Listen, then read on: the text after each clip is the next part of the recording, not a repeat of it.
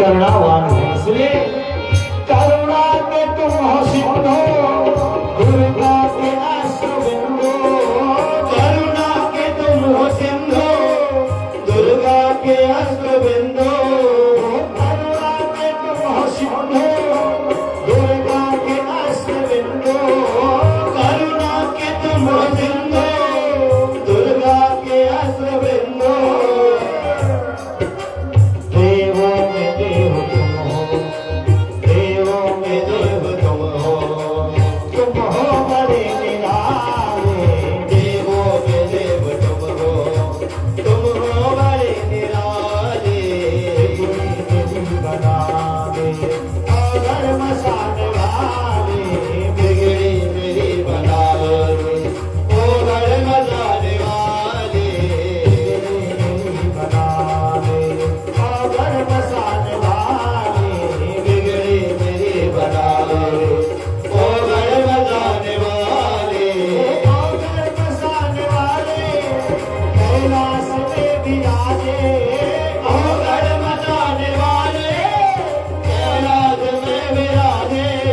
ओ घर मसाने वाले कैलाश में विराजे।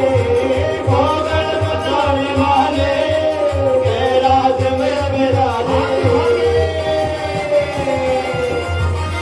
बिगड़ी मेरी बना दे और घर मसाने वाले, बिगड़ी मेरी बना दे ओ घर मसाने वाले। बिगड़ी मेरी बना दे और घर मसाने वाले, बिगड़ी मेरी बना दे ओ घर मसाने वाले। बिगड़ी मेरी बना दे और घर मसाने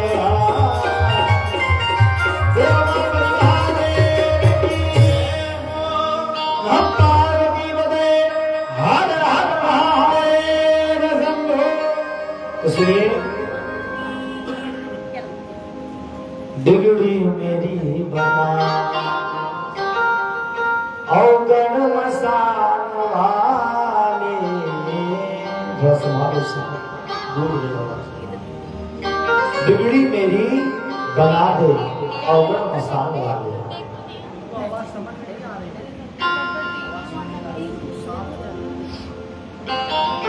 तो वास्तव में इस संसार की अगर बिगड़ी कोई बनाने वाले हैं तो भगवान देवादिदेव महादेव ही है।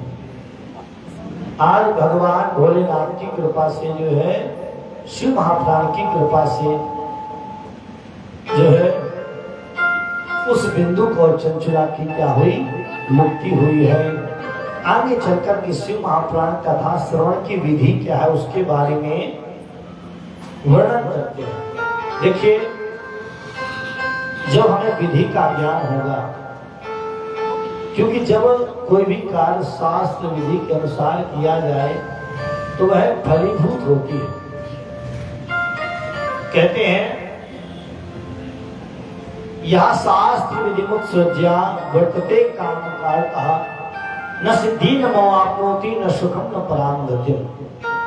जब हम शास्त्र विधि के अनुसार कोई कार्य करते हैं तो उसको हमें उसका फल भी मिलता है और उससे हमें मोक्ष की प्राप्ति होती। इसलिए कथा, शिव महापुराण की कथा की जो विधि है उसके बारे में वर्णन करते हैं। सूर्य कहते हैं जब शिव महापुराण की कथा सुनना हो तो सबसे पहले क्या करें, सुंदर से मुहूर्त का चयन करना चाहिए। कोई ना कोई सुंदर सा मुहूर्त चयन करना चाहिए। कहते हैं अगर कोई सकाम कर्म है, किसी इच्छा के हेतु कोई भी आपकी कामना है और अगर उसके लिए आप कथा करवा रहे हैं तो मुहूर्त का चयन करना चाहिए। मान लीजिए निष्काम है आपका, तो कहते हैं कि जब भी आपको समय मिले तभी श्रवण करना चाहिए। क्यों? क्योंकि कुछ पता नहीं है। वो यहाँ तक कह दिया है कि अगर मन में पाप कर्म आए तो उसको टाल देना चाहिए कि बाद में करेंगे। अगर मन में आपके बुरे विचार आए तो आप कहिए कि ठीक है हम थोड़ी देर बाद करेंगे। और मान लो अगर आपके मन में अच्छे विचार आ रहे हैं पुण्य मन में आ रहा कि हम ऐसा पुण्य करें, हम ऐसा दान करें, ऐसी कथा कराएं, पूजा पाठ कराएं, तो तत्क्षण ही कर लेना चाहिए, उसी क्षण कर लेना चाहिए। क्योंकि क्षणभंगुर जीवन की कलिका, कल प्रात को जाने खिले ना खिले। मलयाचल की सुच शीतल मंद, सुगंध समीर बही ना बही। कलिकाल कुठार लिए फिरता, तनु नम्र है चोट झिली ना झिली। जप ले हरि नाम हरि रसना, फिर अंत समय में हिली ना हिली। इसलिए ये कली कुठार लिए फिरता रहता है, कब हमारा प्राणांत हो जाए कुछ पता नहीं है। अगर हम किसी मुहूर्त का ही चिंतन करते रहे, या मान लो उसको सोचते रहे कि बाद में करेंगे, तो इसीलिए अगर कोई सकाम कर्म है तो मुहूर्त देख करके करना चाहिए। अगर आपके मन में निष्काम भाव है, भगवान की प्रसन्नता के लिए, तो आप कभी भी कथा श्रवण करते। इसीलिए तो कहा गया है सदा सेव्या सदा सेव्या, जब सदा श्रवण करना चाहिए। और कहते हैं जब कथा श्रवण करें तो शिव भक्तों को निमंत्रण देना चाहिए, सबको बुलाना चाहिए। क्यों? क्योंकि आपके बुलाने के द्वारा जो है 4 लोग कथा में आकर के भगवान की मंगलमय कथा क्या करेंगे? रसपान करेंगे। तो जो आयोजक करता है, जब वो ऐसा करते हैं तो उसका भी पुण्य प्राप्त होता है। और कहते हैं कथा ऐसी जगह रखनी चाहिए जहां पर जो है कथा का लाभ ले सके। कहते घर में कथा से उत्तम है किसी मंदिर में कथा रखी जाए। क्यों? घर में हो सकता है कि मान लो किसी पड़ोसी का विरोध हुआ, अब उसकी इच्छा है मन में कि मैं कथा सुनने जाऊं, लेकिन सोच रहा है कि इसके यहाँ कथा हो रही, मैं कैसे जाऊं। वैसे तो कथा जहाँ हो रही हो तो किसी प्रकार का फिर विरोध ना रखते हुए कथा सुनने जाना चाहिए। लेकिन अब कहीं मंदिर में होगी तो वहां ये कहने को हो जाएगा कि भैया कथा तो मंदिर में हो रही है, और मंदिर में तो सब कोई आ सकता है। इसलिए ऐसे स्थान पे कथा रखनी चाहिए कि जिससे सभी लोग उस कथा का लाभ प्राप्त कर सके। और कहते हैं शिव कथा में जब कथा करें तो हमारा चिंतन कैसा होना चाहिए, कैसी कल्पना होनी चाहिए। कहते हैं जिस प्रकार विवाह में हम कल्पना करते हैं और उत्साह पूर्वक विवाह बनाते हैं, ऐसे भगवान शिव महाप्राण की कथा भी उत्साह पूर्वक जो है करनी चाहिए। विवाहे यादृशं चित्तम तादृशं कार्यमेवहि। कहते हैं जिस प्रकार विवाह में कल्पना की जाती, जैसे विवाह में जो है खूब बढ़ चढ़ के खर्च करते हैं, खूब बढ़ चढ़ के खर्च करते हैं और उत्साह से जो है कथा विवाह करते हैं, ऐसे ही कथा में भी बढ़ चढ़ करके खर्च करना चाहिए। भगवान ने जिसको जितना सामर्थ्य दिया है, देखिए विवाह भी अलग प्रकार के हो गए। मान लीजिए कोई साधारण व्यक्ति है तो वह साधारण रूप से खर्च करेगा अपने विवाह में, लेकिन कोई सामर्थ्यवान है तो वो अच्छे से विवाह करेगा। तो ऐसे ही कथा में अगर भगवान ने आपको सामर्थ्य दिया है तो बढ़िया खुल के जो है क्या करना चाहिए? खर्च करना चाहिए। क्योंकि संसार में जो आपने यहाँ पर खर्च किया, मान लीजिए आपने इस यज्ञ में किसी भी प्रकार का कोई सहयोग किया है, तो वो आपका दिया हुआ दान क्या हो गया? अक्षय हो गया। और वास्तव में आपका चाहे वो मंदिर की सेवा में हो, चाहे वो किसी भी प्रकार के मंदिर की सेवा हो या कथा की सेवा में आपने जो भी सहयोग किया है, वो आपका दान अक्षय हो गया। और यही दान ही आपको साथ ले जाने वाला है, आपके साथ जाने वाला है, और बाकी सब यही धरा रह जाएगा। आपने जो भी धन इकट्ठा किया वो सब यहीं पड़ा रह जाता है, कोई साथ में ले जाता है नहीं। कहते कि क्या साथ में जाता है? धनानि भूमो पशवो ही गोष्ठे नारी गृहद्वारे जना शमशान देहस्थितायां परलोक मार्गे धर्मानुगो गच्छत जीवयिका। आपने बहुत सारा धन एकत्रित किया, एक एक रुपए जोड़े, लेकिन जब अंतिम समय आया तो क्या बताओ, पैसा आप ले जाते हैं?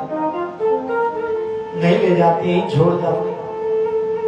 और पशुओं ही गोष्ठी, घर में गौशाला में गाय इत्यादि या घर में आपके जो भी गाड़ी वाहन इत्यादि हैं वो सब क्या रह जाते हैं? यहीं पड़े रह जाते हैं। और यहाँ तक कह दिया जिससे आप अत्यंत प्रेम करते हैं पत्नी से, वह पत्नी भी आपका कहाँ तक साथ देती है? घर के दरवाजे तक साथ देती है। जना शमशान, जो आपके मित्र इष्ट बंधु हैं वो आपके कहाँ तक सहयोग करेंगे?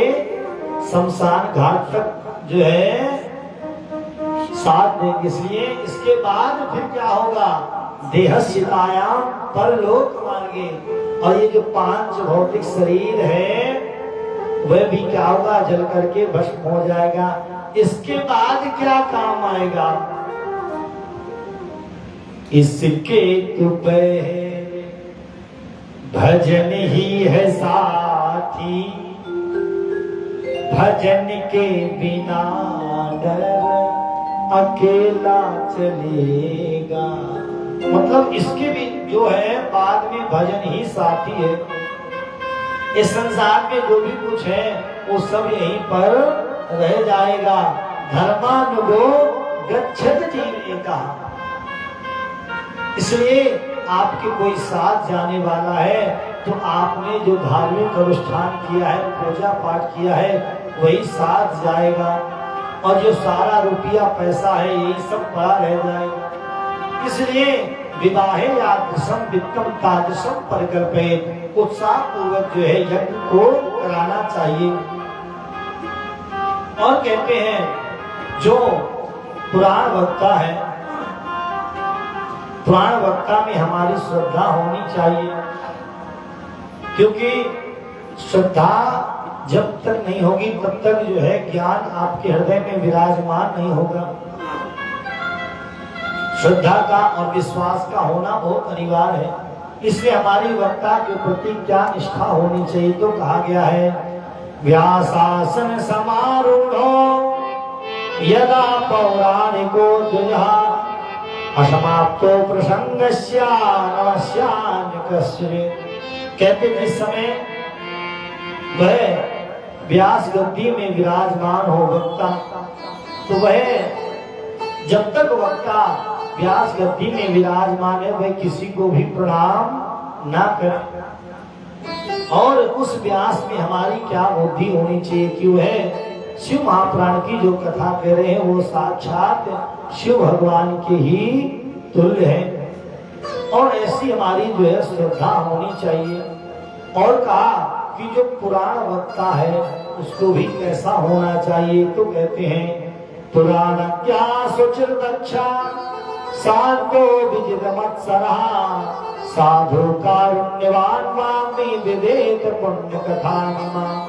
पुराण के को जो है कथा वक्ता ब्राह्मण शरीर होना चाहिए और पवित्र होना चाहिए। और यहाँ तक कहा है कि वह भगवान का भक्त होना चाहिए, जो वेद इत्यादि का अध्ययन करने वाला हो। ऐसा वक्ता करुणावान होना चाहिए, शांत होना चाहिए। और कहते हैं कि वक्ता में सदैव जो है भगवान की दृष्टि रखना चाहिए। इस प्रकार जो वर्णन करते हैं। और कहते हैं जो पुरुष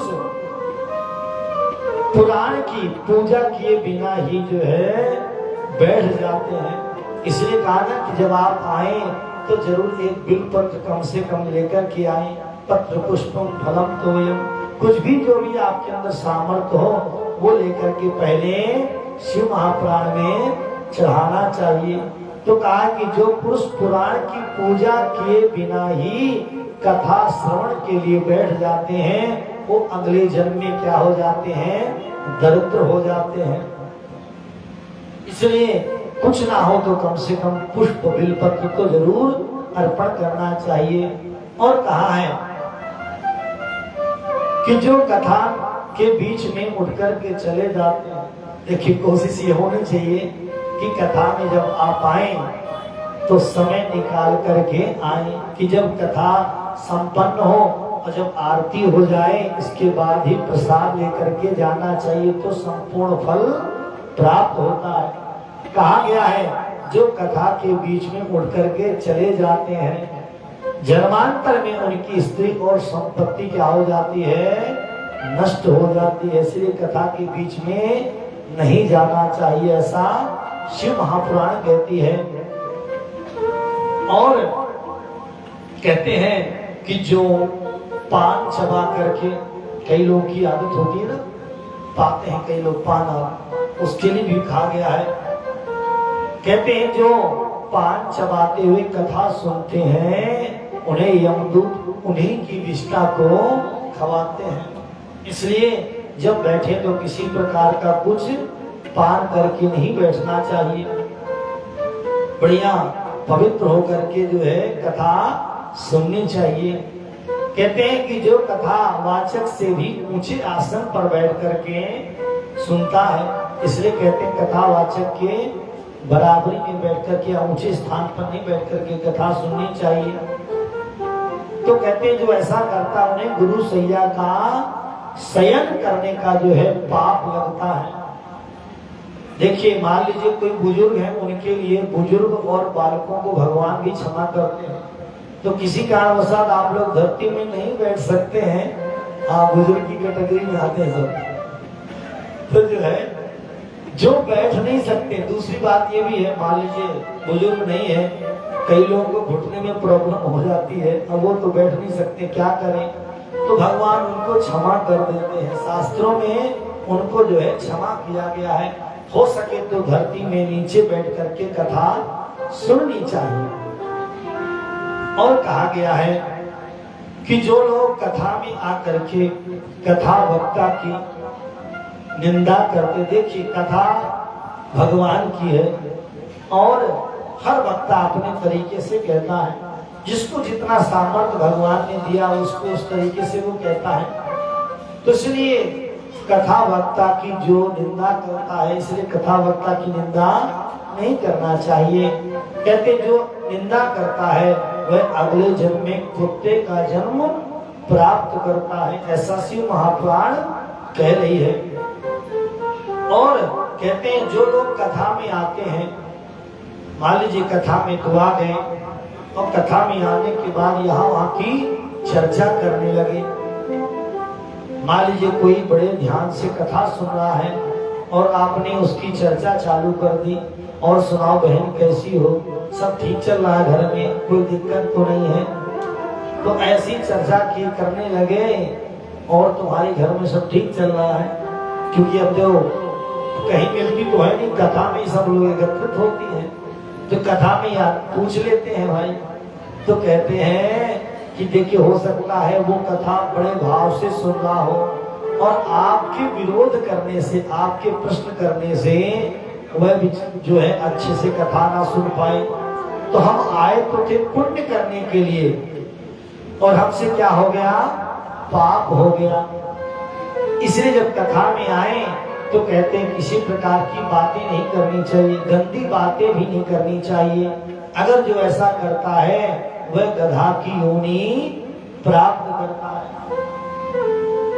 और कहा है जो शिव महाप्राण की कथा कभी नहीं सुनते हैं, जो ये मानव तन मिलने के बाद भी अगर वह कथा नहीं सुनते हैं तो वह क्या होते हैं, अगले जन्म में सुअर बनते हैं। इसलिए ये मानव तन मिला है तो ये मानव तन की सार्थकता तभी है जब इस मानव तन के द्वारा क्या करें, भगवान का भजन करें। अगर हमने मानव तन बस खाने कमाने में ही लगा दिया तो ये मानव तन बेकार हो गया। ये मानव तन की सार्थकता तो तभी है जब इस मानव तन के द्वारा जो है भगवान का भजन हो और कीर्तन हो। अगर जो ऐसा नहीं करते हैं, और यहाँ तक कहा जो कथा में विघ्न डालते हैं तो वह जंगली सुमर बनते हैं, ऐसा जो है वर्णन किया गया है। अब कहा श्रोताओं के क्या नियम है, तो कहते हैं कथा श्रवण करने वाले श्रोता को यदि संभव हो तो उपवास रह करके करना चाहिए, कथा सुननी चाहिए। अगर मान लीजिए शरीर सामर्थ्यवान नहीं है, क्योंकि शरीर माध्यम खरु धर्म साधनम, शरीर से ही तो भजन होगा। अगर शरीर ही जो है भूखे ना रह पाए तो क्या करें, तो इसलिए कहा कि भैया नहीं हो सकता है तो कम से कम एक टाइम उपवास रहिए, एक टाइम भोजन करिए। यहाँ तक कह दिया अगर इससे भी नहीं रहा जा पा रहा है तो आप क्या करिए, दोनों टाइम भोजन करिए, लेकिन भगवान की क्या करिए, कथा सुनिए। क्योंकि ये सारे जो नियम हैं ये इसीलिए है कि जो है भगवान की भक्ति हो, कैसे भी भगवान की कथा में लगे। ऐसा ना हो कि आपने व्रत किया, कथा सुनने आ गए और मन में चल रहा है कि जो है भूखे भजन ना होए गोपाला, भूखे भजन ना होए गोपाला, भूखे भजन ना होए गोपाला, भूखे भजन ना होए गोपाला। बोल लो अपनी कंठी माला, ले लो अपनी कंठी माला। और जो व्यक्ति को अच्छी भूख लगी हो उससे कहो कि भैया तुम भजन करो, तो क्या कहेगा, अरे भैया हमें भजन नहीं करना, हमें भोजन लाओ। जैसे एकादशी के दूसरे दिन द्वादशी आती है तो सोई कहते हैं कि जल्दी बढ़िया जो है चावल की खिचड़ी बनाओ, क्योंकि जल्दी जो है प्रसाद पाए, पारायण करें और पारायण करके जो है अपनी क्षुधा को शांत करें, तब उन्हें शांति मिलती है। तो कहने का तात्पर्य ये नियम किस लिए है, ये सारे नियम इसीलिए हैं कि जो है भगवान की कथा में विरोध ना हो। मान लीजिए आप इतना भोजन करके आ गए तो यहाँ बैठे और बढ़िया अच्छी बारिश हो रही है, अच्छा हवा चल रही है, पंखा बढ़िया, तो नींद आ जाए, और नींद आ जाए और यहाँ से पूछा जाए कि आप सुन रहे हैं, हमें लगे कि आप सुन रहे हैं और आप तो बढ़िया जो है लाग समाधि अखंड अपारा, आपकी तो समाधि लग गई। तो कहने का तात्पर्य है कि जो है हमारी कथा इसीलिए नियम है कि जो है कथा में आनंद आए। और कहते हैं कथा के समय जो है गरिष्ठान्न का भोजन नहीं करना चाहिए, जो गरिष्ठ हो ऐसा करना चाहिए जो सुंदर जल्दी से जो है पच जाए। और कहते हैं बासी अन्न को भी ग्रहण नहीं करना चाहिए, बैगन इत्यादि का ग्रहण नहीं करना चाहिए जब कथा में आप बैठे। लहसुन प्याज इत्यादि का भी जो है भक्षण नहीं करना चाहिए, इन सब का जो है कथा के मध्य में सेवन नहीं करना चाहिए। यहाँ तक कह दिया कि कथा में जब आप श्रोता के रूप में बैठे हो तो किसी प्रकार की किसी की भी निंदा चुगली नहीं करना चाहिए। जो भी कथा सुनने आए उसको सम्मान पूर्वक बैठाना चाहिए, सम्मान पूर्वक ही उनकी जो है उनका आदर करना चाहिए। हमारे वाणी के द्वारा किसी भी प्रकार का कोई अहित ना हो, ऐसा ध्यान रखना चाहिए। कहते हैं कथा विश्राम के पश्चात जो है क्या करें, हवन करना चाहिए। कहा है कि अगर श्रोता विरक्त है, अगर श्रोता विरक्त है तो वह गीता जी के श्लोकों से क्या करे, हवन करे, गीता जी के श्लोकों से हवन करे। और कहा गया है अगर कोई गृहस्थ है तो रुद्र संहिता, जो 7 संहिताओं में से रुद्र संहिता के द्वारा प्रत्येक श्लोकों से या गायत्री मंत्र से एवं शिव पंचाक्षर मंत्र के द्वारा जो है क्या करना चाहिए, हवन करना चाहिए, जो कि हम लोग 18 तारीख को सुंदर क्या करेंगे, कथा विश्राम पे हवन करेंगे। और कहा है कि कथा जब श्रवण करें तो क्या होना चाहिए, हमारी दीक्षा होनी चाहिए। कहते हैं कि जिसकी दीक्षा हुई हो तो उसको कथा सुनने से और भी जो है फल की प्राप्ति होती है। इसलिए कहते पुंसाम दीक्षा विहीना नाधिकार कथा सुरे श्रोत कुमार तो भक्तो दीक्षा कहिया चुकर्म में। कहते हैं दीक्षा से रहित लोगों को कथा श्रवण का अधिकार नहीं है। इसलिए किसी ना किसी गुरु से या जिसके प्रति भी आपकी श्रद्धा हो उस वक्ता के द्वारा या किसी गुरु से जो है नाम गान या दीक्षा लेकर के ही कथा रसपान करने का फल प्राप्त होता है। जैसे आपने सुना होगा कि जब कन्यादान करते हैं तो कन्यादान का भी फल तभी प्राप्त होता है जब आप किसी ना किसी गुरु से दीक्षा ले रखे हो। देखिए भगवान भी यहाँ पर आए हैं तो भगवान ने भी दीक्षा ली है। इसीलिए गुरु जरूर धारण करना चाहिए, कोई ना कोई जिस पे आपका मन समर्पित हो। ऐसा भी नहीं कि आपने किसी का प्रभाव देखा, अरे भैया इसका तो बहुत बड़ा आश्रम है, किसी स्वार्थ को लेकर के दीक्षा नहीं लेनी चाहिए। हम अपने स्वार्थ को लेकर के अगर दीक्षा लेते हैं तो हमारा जो है कल्याण नहीं होगा। गुरु उसी को बनाओ जिसमें आपकी श्रद्धा हो और जिसको आप जो है समर्पित हो सके। ये भी देखना चाहिए कि हम जिस गुरु पे समर्पित हो रहे हैं वो गुरु कैसा है। हम थोड़ा सा देखे वैभव और हम तो पहचान नहीं पाए कि आखिर अंदर क्या चल रहा है। इसलिए गुरु ऐसा होना चाहिए जो भगवान का भक्त हो, परम वैष्णव हो। ऐसे जो है गुरु की शरण में जो रहता है उसका कल्याण होता है। बोलो मापति महादेव की जय।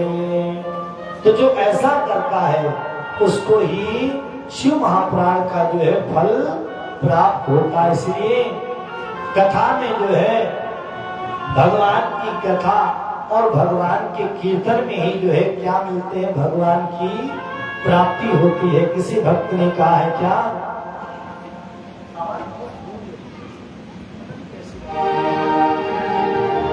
आइए एक सुंदर सा भजन आपके द्वारा भजन, सुंदर सा भजन भोलेनाथ का आप लोग श्रवण करेंगे, फिर दिव्य कथा जो है रसपान करेंगे। सुना